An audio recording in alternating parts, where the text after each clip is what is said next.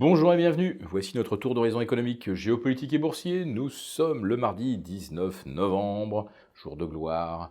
Et pour comprendre comment tourne la planète finance, c'est sur la bourse au quotidien et nulle part ailleurs. L'épisode du jour s'intitulera « Si un indice boursier prend 30% une année de contraction de l'activité, combien prendra-t-il une année de récession ?» Vous avez 4 heures. Oui, 30% de hausse pour le CAC 40 Global Return. Nos abonnés de la lettre confidentielle, Béchat confidentielle, l'ont vécu donc en temps réel, en direct, puisqu'à 11h31 exactement, le CAC 40 Global Return a débordé 16 190 points et affiché donc à ce moment 30,01% de hausse depuis le début de l'année. Une année où, je le rappelle, la croissance, alors pas la croissance française naturellement, puisque les valeurs du CAC sont des valeurs internationales, où la croissance mondiale a ralenti, où la croissance européenne est tombée de 1,4 à 1,1%. Une année où les bénéfices se sont contractés. Alors évidemment, on ne parle jamais des bénéfices qui se contractent, on parle toujours des méga bénéfices de Apple, Microsoft, L'Oréal, Kering, LVMH. Ne soyez pas étonnés si ce matin, alors qu'on bat de nouveaux records, ces valeurs du luxe sont de nouveau, et comme d'habitude aux avant-postes, aujourd'hui c'est Hermès, je crois, qui est la plus performante parmi les calls, KOHL, Kering, L'Oréal, Hermès et LVMH. On pourrait même dire les colp, si on ajoutait Pernod Ricard, qui souvent évolue de concert avec les valeurs du luxe. Donc voilà, nous en sommes à 30% de hausse une année sans croissance. Alors, pour ceux qui se disent « ouais, peut-être que c'est déjà arrivé dans l'histoire », non. Non, ce n'est jamais arrivé. 30% de hausse des indices une année où les bénéfices sont également en décroissance, ça n'est jamais arrivé non plus. Alors vous nous direz, ah oui, mais attendez quand même, fin 2018, qu'est-ce qu'on avait pris dans la terrine? On avait perdu 20%, on n'a fait que les reprendre. Ah oui, certes, on les a repris, puis on en a pris 10 de plus. Et on en a pris 10 de plus avec une croissance qui n'est plus celle qu'on avait en novembre 2018. Et les prévisions de bénéfices ne sont plus non plus celles que nous avions en novembre 2018.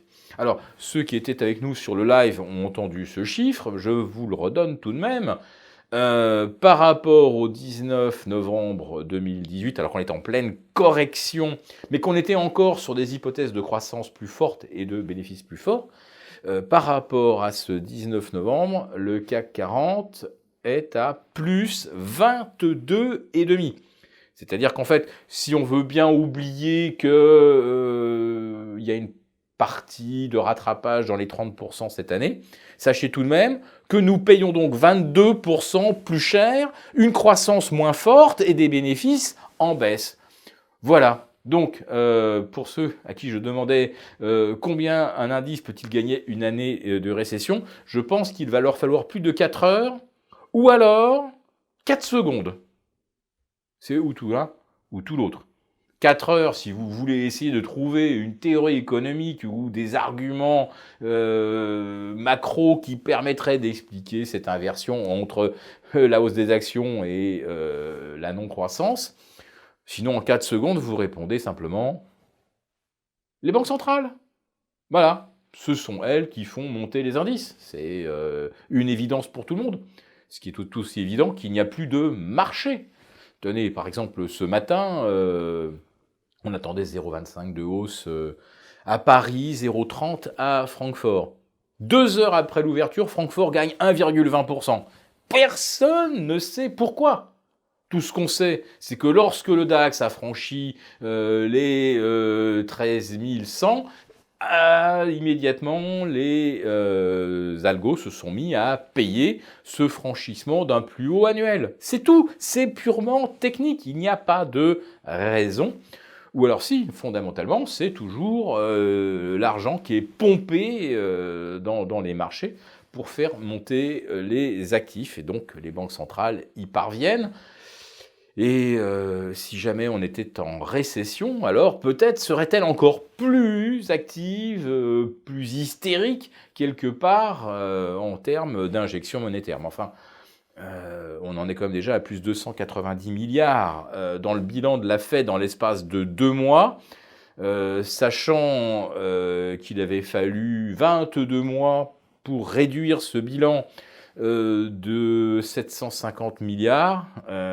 Donc on est rentré dans une phase de bail-out, hein, tout simplement, où la Fed essaye d'avoir l'air décontracté. Non, tout se passe bien.